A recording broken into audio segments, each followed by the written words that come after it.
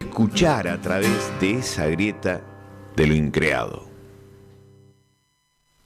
Un álbum que editó Víctor Heredia en el año 1986, Claro.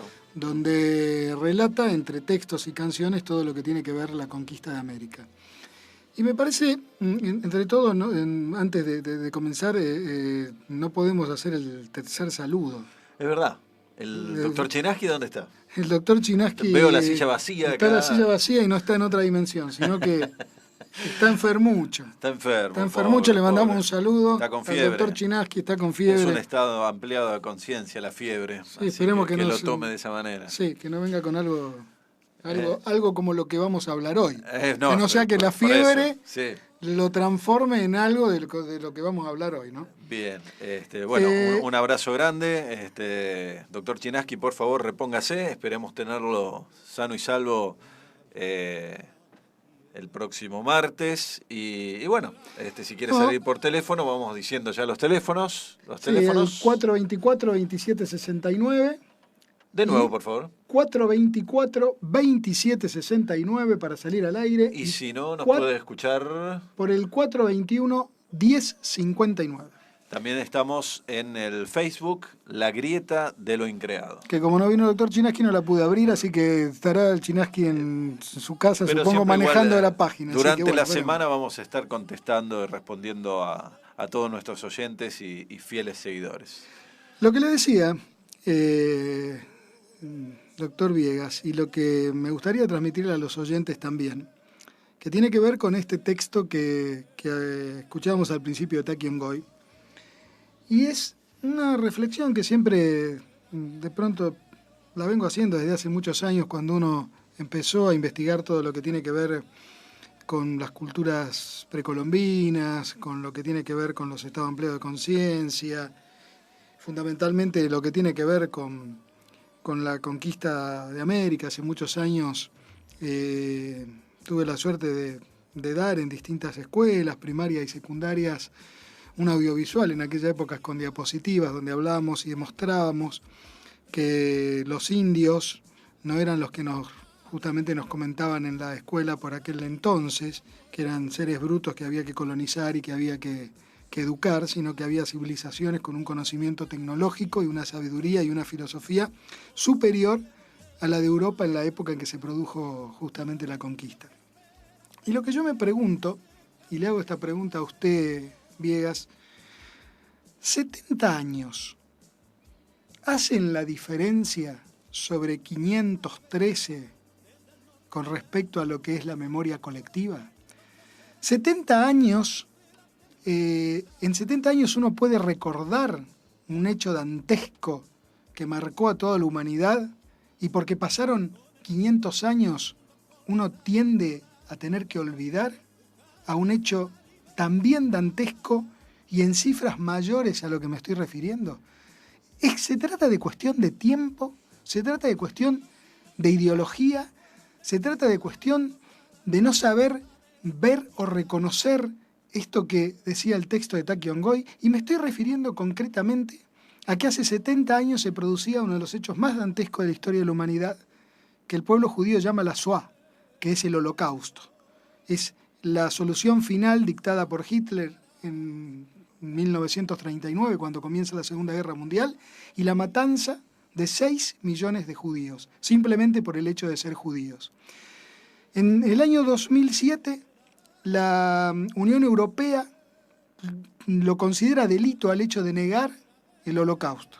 Negar que haya habido campos de concentración, negar que se haya incinerado a personas, negar que se hayan matado a más de 6 millones de judíos. En el año 2010, la ONU determina por una resolución el día 27 de enero como Día de la Memoria, para que quede en la memoria de toda la gente justamente este hecho dantesco, que fue la matanza de mujeres, niños, ancianos, simplemente por el hecho de pertenecer a otra cultura y tener una mirada, una religión diferente, si se quiere, más allá de otras cuestiones políticas que la que tuvo Hitler en su momento, ¿no? Porque el 27 de enero del 45 fue cuando se liberó el campo de Auschwitz, por eso quedó esta fecha. ¿Y qué pasa con América? ¿Qué pasa con lo que ocurrió no hace 70 años? ¿Qué pasa con lo que ocurrió hace más de 500 años? Donde no murieron 6 millones de personas, murieron 56 millones de personas según algunas cifras, murieron 60 millones de personas según otras cifras. México en 1519 tenía una población de 25 millones de habitantes, de la cual tan solo 70 años después quedaba 1 millón y pico, ahí nomás en México solo, por decir alguna cifra. Lo mismo ocurría con Perú, con 32 millones de habitantes en el Imperio Incaico en 1532, cuando llegó Francisco Pizarro. La conquista de América fue el mayor genocidio de la historia de la humanidad. Pero a diferencia de conmemorar un 27 de enero el Día de la Memoria, porque el día de la liberación del campo de Auschwitz, y que se conmemora justamente este hecho dantesco de haber matado a 6 millones de personas, hasta hace muy poco tiempo, y todavía en algunos lugares, se sigue conmemorando el 12 de octubre, como el Día de la Raza, como el Día de la Unión de Civilizaciones, cuando, más allá de todo lo que después fue la fusión de la cultura española, de los criollos y todo lo que vino después, que es real y demás, lo cierto es que esto comienza con un genocidio. No hay madre patria acá. Acá esto empieza con un genocidio, que después se fusionaron el pueblo español, la cultura española, la religión, y que después se fue armando todo lo que fueron los criollos, los movimientos de la independencia, etcétera, etcétera, etcétera. La cultura que tenemos hoy es otra cosa. Pero acá hay que darle verdadera dimensión a lo que fue esto. Acá, en el 2007, la Unión Europea dice: aquellos que negan el genocidio es un delito. Negar que se mataron 6 millones de personas durante la Segunda Guerra Mundial. Y acá nadie habla de que en América se mataron 56 millones de personas simplemente por querer las tierras, por querer el oro y la riqueza, porque ese fue el origen de la conquista de América. Acá no hubo choque de cultura, de civilizaciones, acá hubo un afán de poder desmesurado de Europa y de España en 1492, con una necesidad de expandirse, con una necesidad de conseguir oro, plata para tratar de pagar las deudas que a su vez el Imperio Español tenía con el Imperio Anglosajón y demás. Y esto comenzó con una matanza. Prosiguió con una matanza, por ejemplo, de los indios en la conquista del desierto, con roca, que están los billetes de 100 pesos. Eso es lo que yo le iba a decir. No hay que olvidar también que una vez ya independizadas nuestras repúblicas latinoamericanas, no cesó ni el etnocidio ni el genocidio, sino que continuó, ¿no? De alguna manera, hasta tendríamos que repensar el tema de la idea de la Argentina como un país que termina, digamos, de tener las características físicas y políticas como hoy lo conocemos, a partir de una conquista que se llamó justamente del desierto. Como si no hubiera no había nadie, si no en había realidad nadie estaba ahí, poblado, ¿no es cierto? claro. Por supuesto que estaba poblado por las últimas tribus más o menos independientes y autónomas, en este caso tehuelches y mapuches, y con la conquista del Chaco también, que vamos a hablar seguramente en este programa y en los próximos, porque arrancamos con Taqui Ongoy, ¿no? Que además de ser esta cantata, digamos, de Víctor Heredia, esta famosa obra musical, también ha sido, digamos, el nombre quechua que se le dio a un fenómeno social, religioso, y que tiene que ver con los estados ampliados de conciencia que se dio en 1565, denominado justamente Taqui Ongo o Taqui Ongoy, que quiere decir la enfermedad del baile o la enfermedad baile, ¿no? Después vamos a hablar entonces también de las características en las que un fenómeno similar ocurrió en el Chaco argentino, a partir de las condiciones de vida y sociales que, digamos, uno puede remontar también a la conquista del general Victorica, con la diferencia, digamos, que en el sur se necesitaba para pastar, digamos, las ovejas, grandes territorios sin gente, y por eso se produjo, digamos, un genocidio, y en cambio en el Chaco lo que se necesitaba era mano de obra barata para integrar al capitalismo incipiente, donde Argentina, digamos, se integra a ese capitalismo global como exportador de materias primas, todavía lo seguimos siendo, sin ningún tipo, digamos, de de valor agregado, ¿no? Pura materia prima, y a partir de eso, bueno, la cosecha de algodón en el Chaco, el tanino y demás, fueron las materias primas por las cuales se necesitaba ahí no hacer una matanza, que las hubo, sino simplemente proletariezar, digamos, a Ahora, los grupos indígenas de ese lugar, ¿no? Yo me pregunto, ¿no hay monumentos a los genocidas? No hay. No, no hay, claro, no hay. No, pero hay monumentos a Colón, hay monumento a Pizarro, hay monumento a Cortés, y en nuestro país, en una cuestión mucho más cercana, hay monumentos a Roca, están los billetes. Hay monumentos bueno, Centro Cívico de Bariloche, ¿no? Bueno, y hay monumentos y escuelas a un tipo que para mí fue terrible dentro de lo que es la historia argentina desde el punto de vista ideológico. Fue Sarmiento. Sarmiento mató a los caudillos, arrasó con toda la idea de lo que él consideraba barbarie, el famoso tema de civilización y barbarie, y no se cuenta esa parte de la historia. Al contrario, son próceres que todavía siguen estando en ese lugar, ¿no? Así como ahora empezaron a tomar otra característica más humana a partir de películas, a partir de libros, la figura de San Martín, la figura de Belgrano. Me parece que también hay que ponerlo en el justo lugar de la historia, a Sarmiento, a Roca, a lo que fue Rivadavia también. Uh-huh. Entonces, es como que de pronto hay una parte de nuestra historia como argentinos, de nuestra historia como americanos, donde el hecho de lo que fue esto, que fue la conquista de América, sigue pareciendo como que fue dos civilizaciones que se encontraron y la madre patria que nos ayudaron a tener civilización, ¿no? Eso es lo que más o menos siempre nos enseñaron en la escuela, desde nuestra más tierna infancia, pero uno tendría que ponerse en el lugar, me parece mínimamente, en el lugar de una minoría, quizá, supónganse en la Patagonia, un chico mapuche o de origen tehuelche que haya ido a la escuela y que haya tenido que pasar, digamos, por los desfiles conmemorativos, los desfiles cívico-militares, ¿no? En la Patagonia, conmemorativos de la conquista del desierto, cuando estar presente en esa conmemoración implica traicionar a la memoria de sus abuelos y de sus bisabuelos, ¿no? Entonces, es dramático cuando uno se pone en la piel del otro, ¿no? Porque a ese chico se lo obliga, digamos, a participar de esas conmemoraciones, donde es como que la conquista sigue, o de alguna manera el genocidio sigue en su propia conciencia, digamos.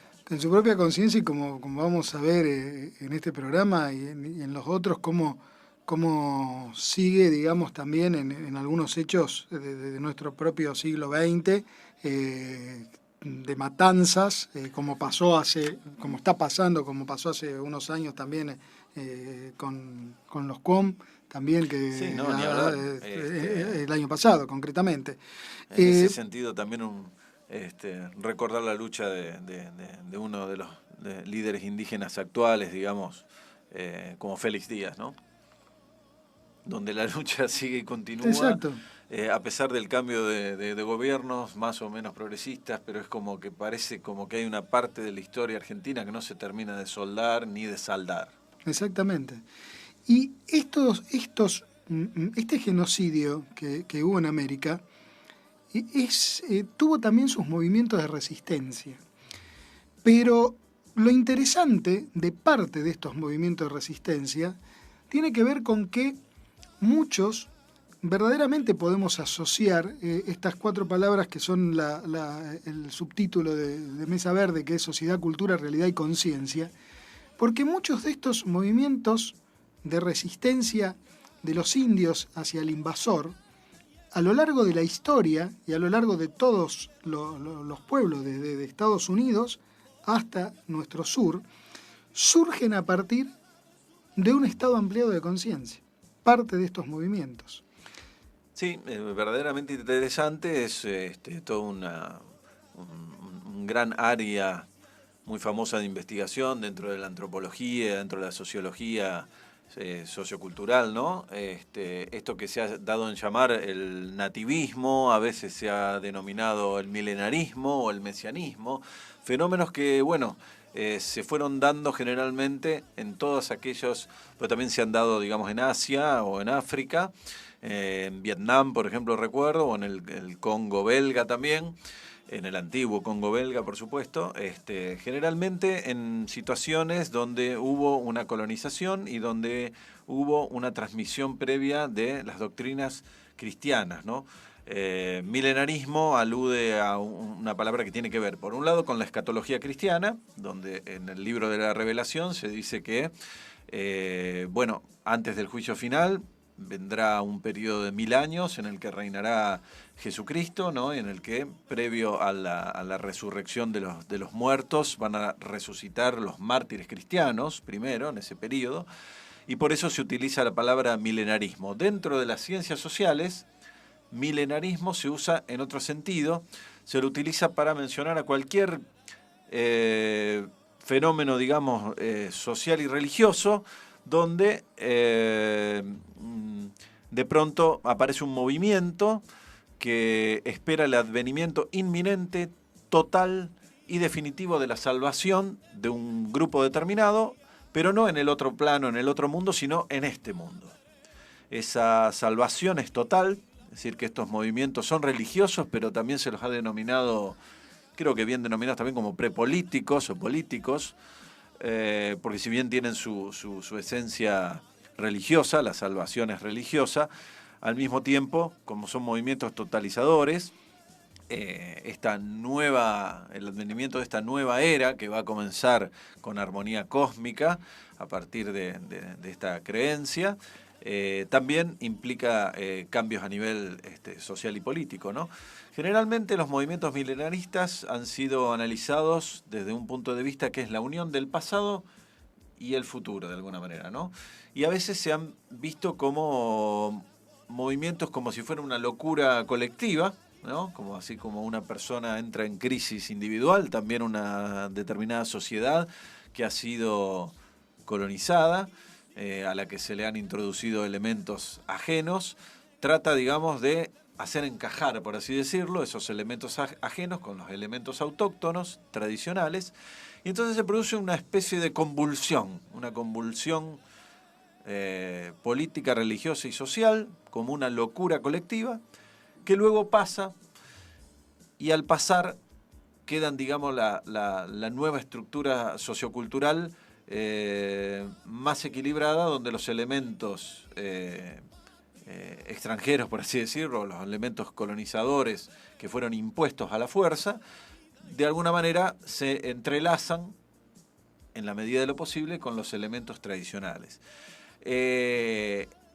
Evidentemente, uno diría, se daría más fácilmente los movimientos milenaristas en sociedades que a su vez tuviesen una base originaria, alguna creencia milenarista, por ejemplo en el caso de los guaraníes, ¿no? Que ellos antes de que llegaran los europeos cristianos ya tenían un milenarismo propio, es decir, ellos, los tupí guaraníes y las distintas parcialidades guaraníes han creído ancestralmente en la tierra sin mal, y la han buscado incluso en esta tierra, no en el otro mundo, sino en este mismo mundo. Pero sería más difícil quizás en sociedades como nuestros pueblos originarios, que consideraban que el tiempo era cíclico, ¿no? Donde no hay un principio y un fin, como es la idea del tiempo occidental, que tiene mucho que ver con la Biblia, ¿no? Donde hay un principio, un Génesis, y hay un Apocalipsis, un fin, ¿no? La consideración del tiempo como lineal. Sin embargo, bueno, vos mencionabas el Takiongoi, en 1560 y pico, en el Perú, ya conquistado, digamos, a 35 años de la conquista del Perú, surge este fenómeno que ahora lo vamos de a ir convulsión social, sí, y donde hay una idea de un tiempo cíclico, pero que cada 1000 años iba a haber renovaciones. Y ahí surge todo el movimiento, el movimiento también de resistencia de una manera muy particular. Después del tema musical vamos a profundizar este primer movimiento, por lo menos en América, porque fue muy cerquita, digamos, de lo que fue la conquista española de 1532 en Perú. Vamos a comunicarte con nosotros escribiendo a lagrieta@gmx.com, por Facebook en La Grieta de lo Increado y también vía Twitter @loincreado.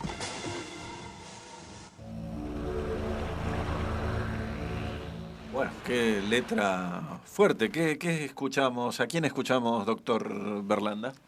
Evelyn Cornejo, una cantautora chilena. Ajá. El disco entero, vamos a escuchar en algún otro momento otras canciones, tiene algunos temas muy buenos de esta índole. Digamos, el disco entero se puede ver en YouTube, se puede descargar del blog que tiene esta cantautora chilena. Y interesante y fuerte la letra, ¿no? ¿El teléfono de la emisora? 424-2769 y 421-1059, y si no, en la página de Facebook. Que es La Grieta de lo Increado. La Grieta de lo Increado. Bueno.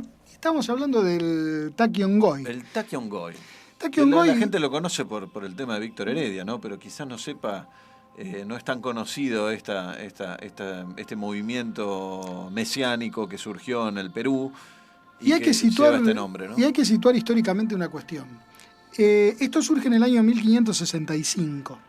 En esa época, cuando ya los descendientes de los incas, cuando me refiero a descendientes de los incas, me refiero de la nobleza incaica, se habían dado cuenta de cómo venía la situación, se habían refugiado en la ciudad de Vilcabamba, la ciudad que fue descubierta, algunos dicen, hace muy poco tiempo. Hace muy poco tiempo, sí. No se llegó nunca, los españoles no llegaron nunca a descubrir Vilcabamba. Desde Machu Picchu incluso, por lo menos a mí me dijeron cuando fui como uno de los tantos turistas que viajan anualmente a ese lugar del Perú, se puede llegar a Vilcabamba, ¿no? Pero es un camino tremendamente tortuoso, porque estamos hablando de las estribaciones de los Andes, donde los Andes después también bajan hacia la selva.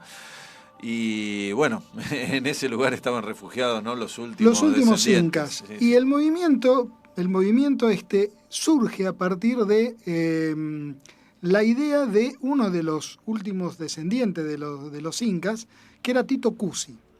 Tito Cusi comienza este movimiento que tiene que ver con, para que ustedes se ubiquen, Tito Cusi es el hermano mayor de Tupac Amaru, del primer Tupac Amaru. Hubo dos Tupac Amaru.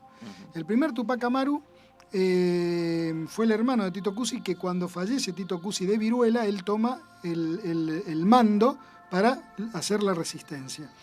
Y este primer movimiento del Tachyon Goy tenía que ver con un concepto muy profundo para lo que era toda la cosmovisión andina, que era el tema del regreso de las huacas vengadoras. ¿Qué eran las huacas? Las huacas, cuando uno va a Perú, casi todo es una huaca, ¿no? Las huacas son las piedras, en realidad son las esencias animadas, los espíritus de las piedras, los espíritus de las lagunas, los espíritus de los ríos, del mar, de los lugares sagrados, de las montañas. Es decir, todo eso, las efigies artísticas que representan a los seres y a las deidades, también son huacas. Por eso a veces le llaman huaqueros en el Perú a los que roban, digamos, los tesoros de las civilizaciones precolombinas para venderlos, ¿no es cierto? O los que suelen en la costa norte traficar, digamos, y hacer agujeros en las pirámides de adobe para tratar de buscar tesoros y cuestiones, digamos, arqueológicas. A todo eso se le llaman huacas, ¿no? Porque todas son sagradas, porque en realidad la cosmovisión de los incas, como de muchos pueblos y civilizaciones originarias y tradicionales, todo el cosmos es viviente y es sagrado, ¿no? Entonces, todas son huacas. Bueno, justamente Tito Cusi, se ve que en un momento manda a todos los sacerdotes, los curacas, los antiguos chamanes, si se quiere, un poco más con otra categoría, por decirlo, por lo que era el imperio incaico, ya tiene otra cuestión más de religión, los manda de pueblo en pueblo para dar a conocer la noticia de que venía el momento de las huacas vengadoras. O sea, que estos lugares sagrados, que estas piedras sagradas, que esta esencia sagrada se iba a levantar y que iba a dar por fin por terminada lo que era la conquista española, iba a terminar con los blancos y que iba a renacer de nuevo todo lo que era el imperio incaico. Y tiene algo muy particular, porque no era simplemente una cuestión de que iban de pueblo en pueblo anunciando que venían las huacas vengadoras. Pasaba otra cosa dentro de esos movimientos, dentro de esa información, de ese mensaje, ¿no? Sí, por lo que cuentan Cristóbal de Albornoz y en algunos libros de cronistas cristianos, justamente españoles, sabemos algo acerca de este movimiento. Y lo que realmente ocurría era impresionante, porque en esos pueblos un montón de gente se adhería, digamos, a esta idea de un trastocamiento del mundo, donde iba, digamos, a volver las huacas a sus antiguos lugares de esplendor y a sus lugares sagrados, donde volvería el imperio incaico otra vez a florecer, y comenzaban a danzar en forma, digamos, extática. Algunos incluso se llegaban a despeñar, digamos, de las montañas, o se suicidaban directamente, o bailaban y bailaban y bailaban en un estado no ordinario de conciencia hasta que caían rodando al piso, y entonces luego comentaban al resto de las personas que se apiñaban alrededor suyo, que había sido, digamos, tomado por un espíritu, por una huaca. Y entonces se le llevaba comida a la persona, y se le llevaba chicha, y se lo veneraba como justamente como representación de esa huaca que volvía a su antiguo lugar, ¿no? Y aparentemente una cosa muy interesante para nuestra época, por lo menos, desde nuestro interés, es que mucha de este despliegue de éxtasis y de personas revolucionadas danzando enloquecidamente por todos lados, no se debía a una cuestión puramente, digamos, espontánea, sino que los propios chamanes, los curacas y los caciques y los seguidores de este movimiento de resistencia que venía desde Vilcabamba, utilizaban plantas, drogas, que provocaban, digamos, al menos originaban el principio de esta enfermedad del baile, justamente, que es lo que significa Taki Ongoi, ¿no? O Toki Ongo. Se sabe uno de los componentes de esa bebida. Se sabe uno de los componentes, que es la famosa maca, hoy en día, pleno siglo XXI, muy famosa, que se vende en todas las dietéticas y que se la promociona por sus atributos, digamos, como una Viagra natural, ¿no? Es una raíz, como si fuese una papa, digamos, es una raíz, la maca. Y bueno, tiene un montón de propiedades que otorgan fuerza, ¿no es cierto?, y resistencia. Evidentemente la maca era solamente uno de los componentes para dar fuerza y resistencia durante el baile frenético, ¿no?, y extático. Nuevamente vemos aquí lo que venimos hablando en todos estos programas, que tiene que ver con la ciencia indígena, es decir, un preparado, no se sabe qué sustancia visionaria era la que empleaban. Había sustancia visionaria, eso lo dicen los propios cronistas españoles. Sí. Pero otra vez la ciencia indígena, y en este caso concreto de lo que fue el movimiento de Taki Ongoi, ordenado por un dirigente militar, un descendiente del Inca, Tito Cusi, que manda a los curacas de pueblo en pueblo con este mensaje de la restauración de las huacas, pero la ciencia indígena aquí mezcla un componente para dar fuerza para que la gente, pues bailaban hasta 2 o 3 días, con la mezcla de un componente visionario para hacer una poción que pudiera dar, por un lado, la fortaleza para poder estar danzando 2 o 3 días, y por el otro lado tener el trance, que de alguna manera nuevamente encontramos aquí, no una cuestión de fe, sino una cuestión de visión, de poder ver a esas huacas, como de alguna manera, con todo el mensaje que le venían dando, con todo el sometimiento que tenían también estos pueblos, veían a esa huaca que resurgía. Hay un texto que dice: las huacas resucitadas pedían ayuda, andaban en el aire secas y muertas de hambre porque los indios no les sacrificaban ya ni derramaban chicha. Se emprendió la restauración de los altares de los antiguos cultos y se hizo buscar cuidadosamente cada pedazo de la huaca destrozada por los españoles, y nuevamente Molina relata que cuando una de estas reliquias era recuperada, el oficiante, cubriéndose la cabeza con un paño, derramaba sobre ella chicha y harina de maíz blanco, después invocaba al espíritu de esa huaca, dando alaridos, y con la reliquia en sus manos decía: veis aquí vuestro amparo y veis aquí al que os hizo y da salud. Hijos y chacras, ponedle en su lugar en donde estuvo en tiempo del Inca. Y allí justamente se iban, no solamente con este movimiento de baile, sino que el oficiante iba restaurando los lugares de culto, iba volviendo a hacer todo lo que era ese recorrido, digamos, de lugares sagrados, para que vuelva a restaurarse, digamos, el poder y volver de nuevo a hacer el movimiento revolucionario, ¿no? Muy interesante esta alianza entre la política, lo militar y la ciencia chamánica, ¿no? Porque, como vos decías bien, les estaban haciendo recordar lo que había sido hacía solo 35 años atrás, su auténtico modo de vida, y le hacían vivenciar justamente el espíritu de las huacas en sí mismos, ¿no? Entonces, esa persona era un aliado total. Muchos abandonaron su recientemente, digamos, adquirido religión cristiana y se lanzaron, digamos, a la búsqueda de las huacas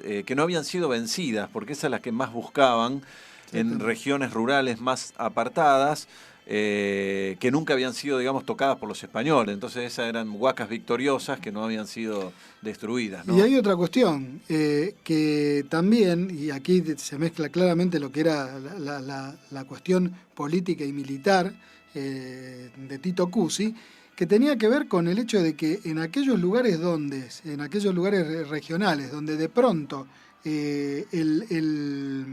los habitantes de ese lugar o los chamanes de ese lugar se habían vencido, se habían entregado o se habían puesto del lado de los españoles, cuando llegaban los enviados de Tito Cusi, lo hacían bailar y después los mataban, digamos, como una cuestión de ir eliminando a todos los pueblos que formaban parte del imperio incaico, que se sentían en un punto liberados de los incas, que se habían aliado a los españoles y que pasaban a ser una resistencia contra la propia resistencia, digamos, del Inca, ¿no? Claro.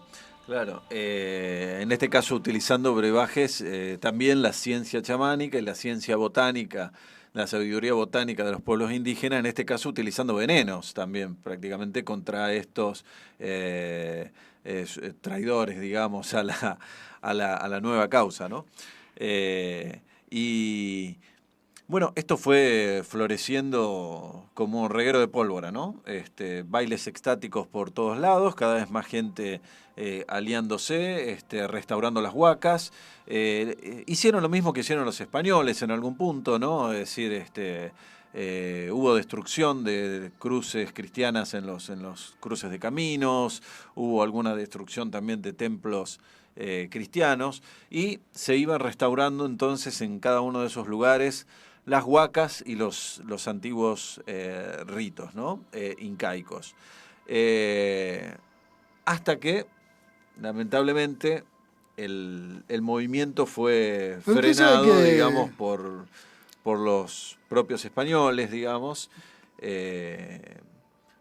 utilizando, además de la fuerza militar y estrategia, porque también se encontraron planos, digamos, sí, había obviamente espías también que se encontraron los planes, digamos, incluso y aparte sucedió otra cuestión, dos cosas interesantes para ver esto. Que uno también, cuando nos enseñaban, que estas cosas obviamente no nos enseñaban en la escuela, ¿no? De estos movimientos de resistencia, donde como vos decías, está mezclado la ciencia indígena, los estados no ordinarios de conciencia, la cuestión política, y también la cuestión estratégica. Porque Tito Cusi, un gran estratega, no fue casualidad en el lugar donde comenzó el movimiento Taquiongoi, que fue en el lugar de Huananga. En Huananga, Tito Cusi sacaba ventajas de las condiciones políticas y económicas de la zona de la insurrección. ¿Por qué? Porque justamente en esta región, de la región de Huananga, unos pocos años anteriores, los españoles habían matado tal cantidad de vicuñas, por el hecho de matarlas únicamente, que constituían justamente la principal riqueza de la región, que el aire, se decía que el aire estaba envenenado, y en 1559 el virrey tuvo que prohibir la caza durante 5 años de las vicuñas para que no Desapareciera para que no completamente. desapareciera y para tratar de sacar también este hedor de la gran cantidad de matanza. Es decir, la región de Huananga era una región que había sido no solamente sometida por el español, sino que había sido totalmente arrasada en todo lo que era su potencial económico, que era la vicuña. Entonces, en ese lugar, fundamentalmente, es donde Tito Cusi Apuntó a la resistencia. a la resistencia y apunta a donde vayan principalmente los curacas. Es ahí donde nace el movimiento de Taquiongói. Y ahí le agregan, dentro de la filosofía, según algunos cronistas españoles también, esta cuestión que vos hablabas de los ciclos de tiempo. Y fíjate qué curioso, ¿no? Porque en esta cuestión cíclica también había periodos de tiempo de 1000 años donde se cerraba un ciclo y renacía otro nuevo ciclo. Uno de los ciclos que se cerraban, según algunos cronistas, era en el año 1532 con la muerte de Atahualpa, que allí comenzaba, digamos, la era de oscuridad y demás. Pero en el movimiento de Taquiongói y en la concepción también de Tito Cusi, fijan como que el nuevo ciclo, comenzaba en el año 1565. ¿Por qué? Porque de acuerdo al tiempo medido obviamente por los españoles, en el año 565 se había fundado la ciudad de Cusco.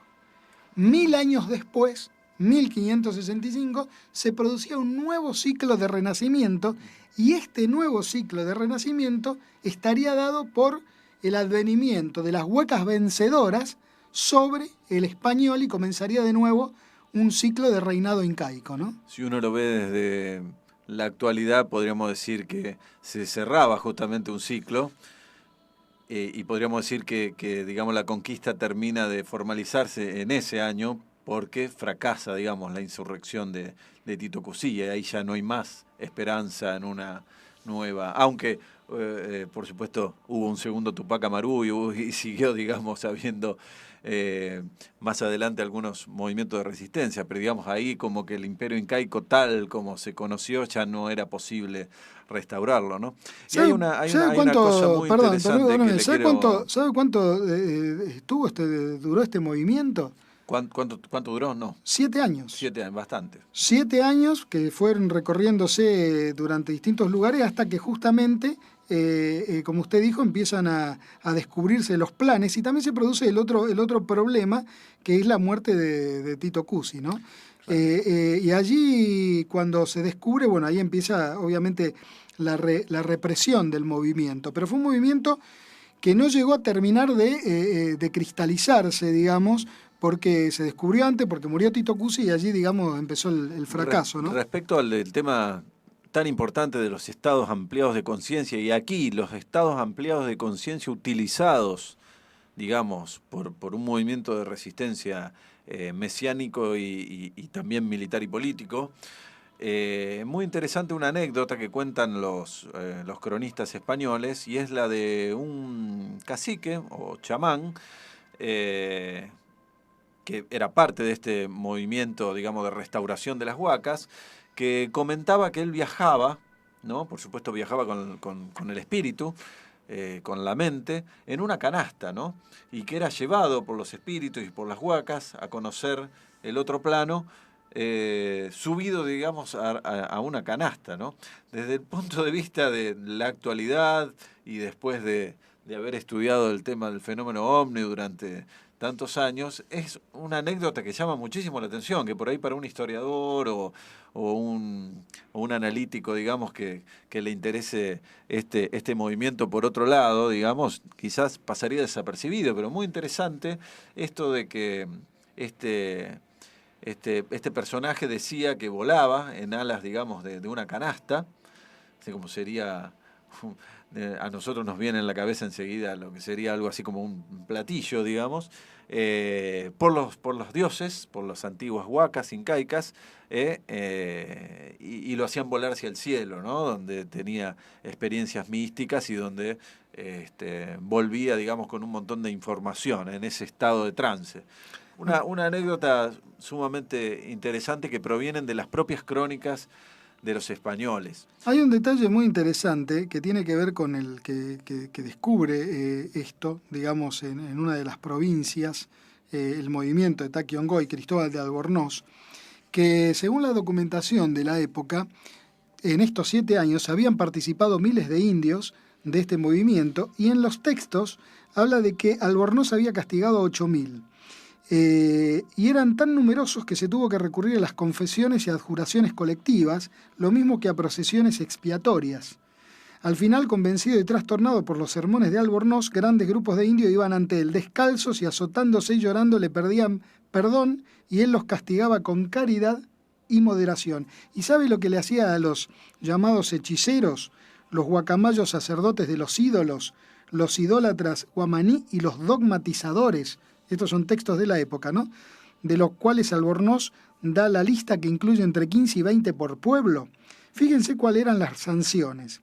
Se les recluía en edículos que el visitador había hecho construir frente al presbiterio de la iglesia, ¿no? Al fin de las visitas, Albornoz organizaba actos públicos durante los cuales eran azotados, rapados y paseados sobre el lomo de llamas, con la coroza en la cabeza. Otros eran excluidos de sus grupos y condenados a servir en el hospital de Huamanga durante algunos años, 4 por término medio. Sobre su vestido debían llevar permanentemente un distintivo, ya una pieza de cobre, ya una cruz. Algunos eran condenados a perpetuidad. Durante las confesiones públicas declaraban que habían elegido su oficio para tener algo que comer y pedían al pueblo reunido que los perdonase. Los caciques acusados de haber favorecido o de haber intervenido en favor del movimiento eran muy numerosos. Cada uno era condenado a recibir 50 azotes y obligado a colaborar en la construcción, ¿a que no sabe de qué? De una iglesia. De una iglesia, sí, claro, de la iglesia local, proporcionando los materiales y la mano de obra indígena, y a entregar 120 pesos de plata corriente, ¿para qué? ¿Sabe para qué? Para el sacerdote. No, para los ornamentos del templo, claro. porque o sea, tenía que hacer la iglesia, la tenía que levantar, o sea, tenía que juntar los materiales, hacer la iglesia y después dar la plata para hacer los ornamentos. Bueno, así se lo castigaba, digamos, a los que habían participado de este movimiento. El triste ¿no? destino de todos los vencidos en la historia, ¿no? Pero lo interesante es que un movimiento muy similar al del Taquiongó en Perú, en 1565, es como que toma cuerpo en los Estados Unidos en 1870, 1890 más o menos, 1890, si bien digo, a partir de otro Mesías, en este caso su nombre era Wovoka, que era un indígena paviotso de Nevada, en el oeste norteamericano, ¿no? Wovoka quiere decir cortador en su idioma, pero un leñador, también conocido con el nombre inglés que le pusieron los norteamericanos de Jack Wilson. Conocía algo, digamos, de las historias de la Biblia, había sido obviamente educado por norteamericanos blancos, digamos, y en el momento, digamos, de su crecimiento empezó a tener cierta reputación como hombre medicina, ¿no? Los chamanes, digamos, en Estados Unidos les llaman medicine man, ¿no? O hombres medicinas, cuando de pronto se transforma en un profeta, dice que había sido tocado por el Gran Espíritu y que tenía muchas revelaciones para hacer, y comienza a profetizar por una cierta región de los Estados Unidos, sobre todo Dakota del Sur, que la gente debía danzar. Mire qué interesante, ¿no? Porque es prácticamente lo mismo que sucedió en Perú en 1565, pero sucede en 1885, 1870 perdón, 1890 en Estados Unidos. La gente debía juntarse, los indígenas por supuesto, y debían danzar sin pausa hasta caer al piso y en un estado de trance o de estado no ordinario de conciencia recibir revelaciones. Iba a volver todo, digamos, se iba a poner patas para arriba el mundo. Las llanuras iban a volver a poblarse de búfalos. Las llanuras se iban a volver a llenar de búfalos. Los hombres blancos y sus ciudades iban a perecer bajo una gran inundación. Y los indígenas no solamente se iban a salvar, sino que las balas de los hombres blancos no les iban a hacer nada. Que de hecho, lo vamos a ver en los próximos programas, de hecho, todo termina trágicamente con una matanza en donde muchos de estos indios iban con las camisas blancas que tenían que ver con la cuestión de la danza de los espíritus a enfrentar las balas del 7º de caballería. Y bueno, claro, también terminaron muertos. Por si esto fuera poco, quiero agregar, ya para ir terminando, que esto se vuelve a replicar en nuestro propio país en la década del 20, ya del siglo XX, 1920, 1924, con las famosas matanzas de Napalpí y con el profeta Luciano, donde se replica exactamente lo mismo. Un profeta indígena en un estado ampliado de conciencia recibe una revelación y a partir de ahí surge el movimiento de resistencia de los pueblos indios. Vamos a seguir sobre este tema la próxima semana, ya nos despedimos, son las 20 y bueno, al doctor Chinaski que se recupere pronto, que no venga con estas ideas raras que estuvimos hablando acá en el programa, que lo que decíamos hoy al principio, que la fiebre lo haga sentirse un profeta y quiera recuperar, hacer la revolución. Claro, sí. No vendría mal, pero no sé si el doctor Chinaski puede llegar a ser un líder religioso y político, pero bueno, ya veremos. Nos vemos el martes próximo.